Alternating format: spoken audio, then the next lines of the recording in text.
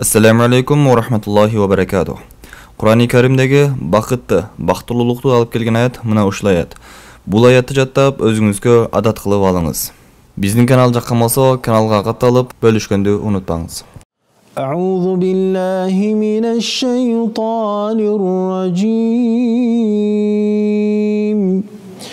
قل يا عبادي الذين أسرفوا على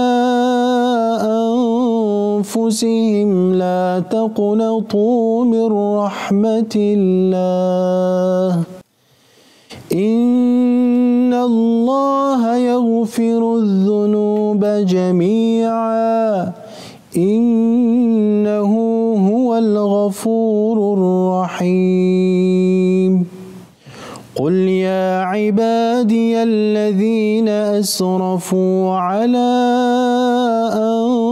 أنفسهم لا تقنطوا من رحمة الله إن الله يغفر الذنوب جميعا إنه هو الغفور الرحيم.